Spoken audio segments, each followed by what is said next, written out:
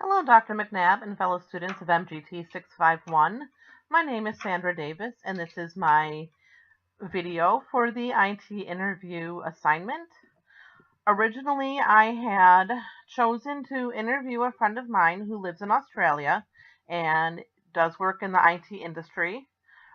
Our original plan was to do a video chat, and I was going to do a screen capture on my computer as we did the video chat.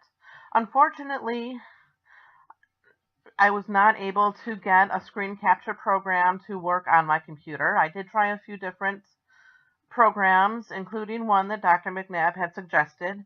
However, my computer did not want to cooperate. So instead, what I have done is I have sent my friend David a list of the questions that I was intending on asking him, and he will recite the questions before he answers them. Now, David does have a pretty strong Australian accent, and he also does have somewhat of a stutter. So he can be a little hard to understand at times, but he is pretty good at getting his point across. So I hope you enjoy the video. Thank you and have a good day. Hi everyone, my name is David. You've probably noticed I have a bit of an accent. That's because I live in Sydney, Australia. I work for a security company. I work on video surveillance systems and mostly look after the IT side of security systems. Anyway, Sandra's given me some questions which I'm going to answer. Question 1. What is your highest academic degree and where did you earn it? My highest degree is a Bachelor of Information Technology, which I earned at Central Queensland University. Question 2. What are the main duties you perform in your current role, and what are some of the specific skills someone in your role needs to have? Some of the main duties that I perform include installing new equipment, troubleshooting, doing tech support, user training. This won't specifically be the case for all IT workers. This won't specifically be the case for all IT workers. For me and for a lot of people, it's very much a all-rounder type thing. I'll say some of the specific skills that someone in my role needs to have. Good troubleshooting skills, good skills with good technology skills, obviously. Like I said, good troubleshooting skills, because you will be doing a lot of that. To be a good IT person, you need to be knowledgeable across multiple systems and multiple platforms, which means,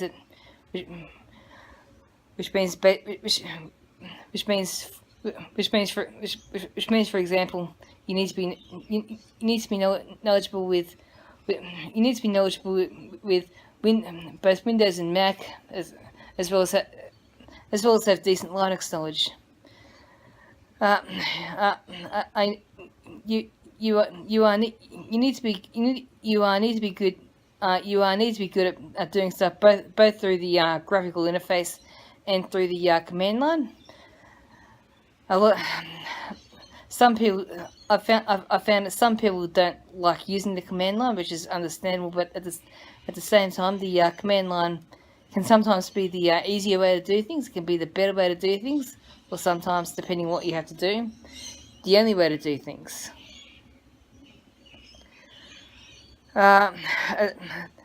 as well as being good with technology, you also need to be good with people. You need to have good people skills because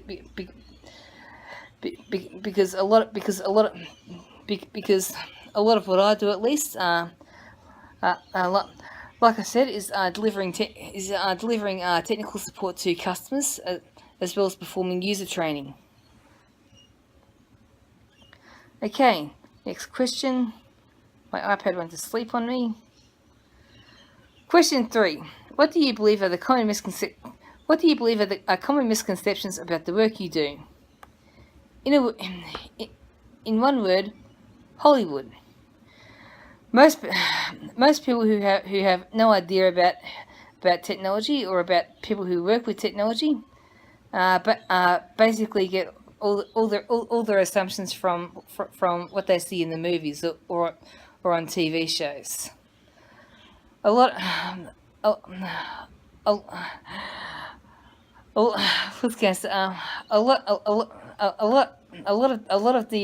the things that you see so-called technology people or hackers or whatever doing in movies or on TV, a lot of it is very much fictional. Sometimes you might get lucky, and some of it will have a bit of a grain of truth to it. But other times Hollywood can be way off what happens for real, and that makes things difficult when a lot of people seem to get their assumptions from what happens in the movies. Okay, question 4. What emerging technology trends do you believe will transform your job in the future? A big deal at the moment is the Internet of Things. The Internet of Things, and things like smart homes and stuff like. Because the idea is as well as having things like cars, TVs, and refrigerators all connected to the internet.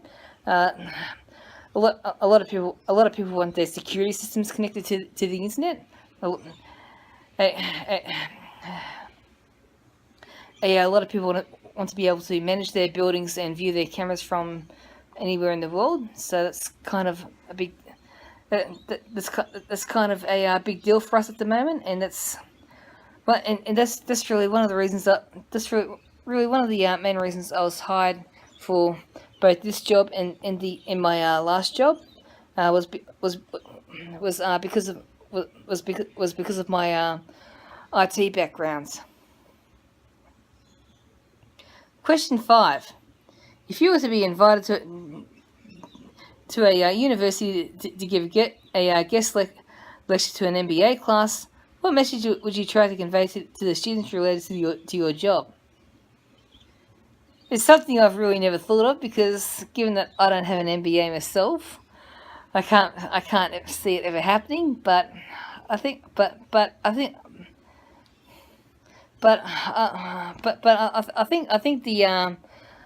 the main message, the two main things I'd say would be, don't give up. To become successful in IT is not easy. There is a lot of competition, and unless you have the right connections, you will here in Australia at least, unless you have the right connections, you will find it very hard to get a foot in the door. But like I said, don't give up. It is possible. Anything's possible. The second thing I'd say would be is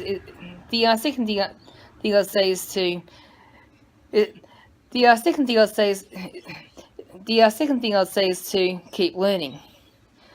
Well, one of the things about working in IT is that there are new developments happening all the time.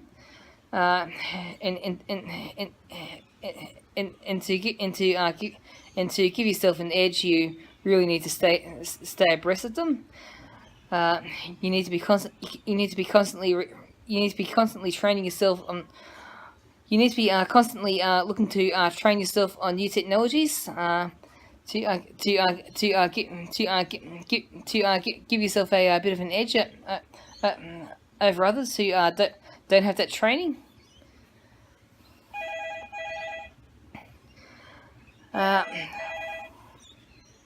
So yeah, that's pretty much it. Like I said,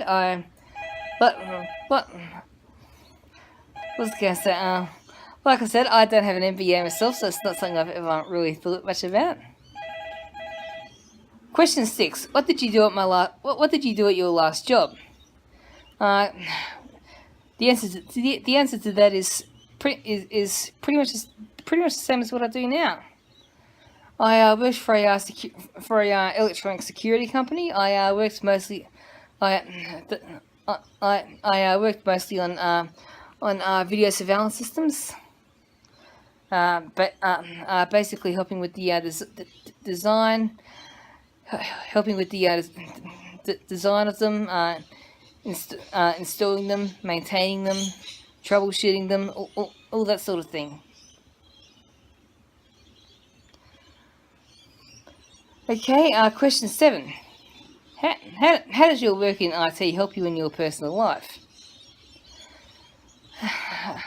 How does it help me in my personal life? Well, I guess I've saved thousands of dollars over the years by not having to take my computer in to get fixed, or having to get get IT people to come around and have a look at my network.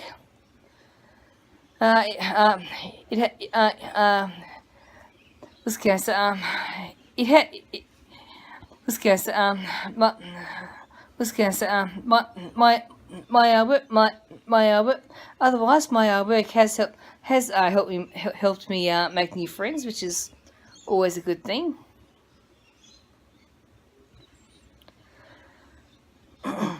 And given that I'm working with people a lot, it has also taught me a lot about people. Question 8. Tell me about a project that you're most proud of, tell me about a project that you were most proud of and what your contribution was. I'd say one of the projects I'm most proud of is one that we have recently completed. Putting a security system in a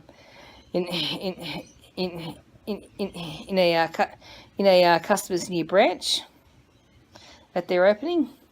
Obviously, for confidentiality reasons, I won't go into any more details. But I did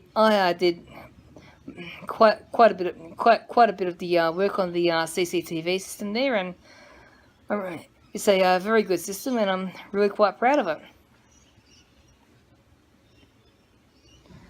9. How do you keep current on industry? I read trade magazines. I keep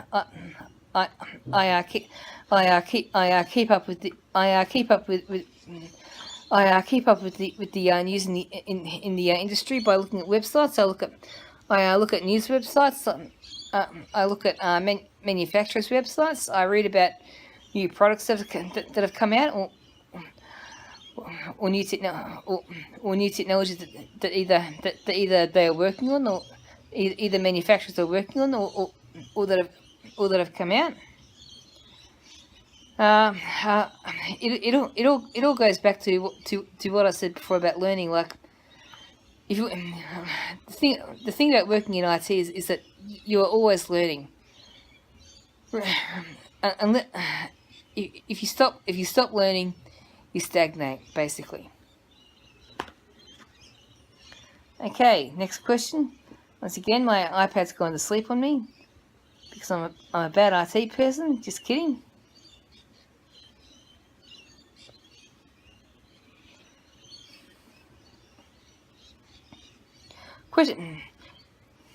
Question 10. Do you prefer service-oriented or batch-oriented solutions? I'd I'd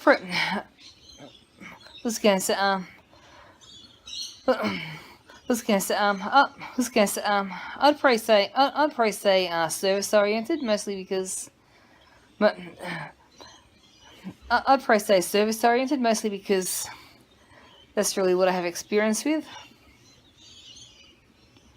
So yeah. So yeah, I hope that was informative. See you later.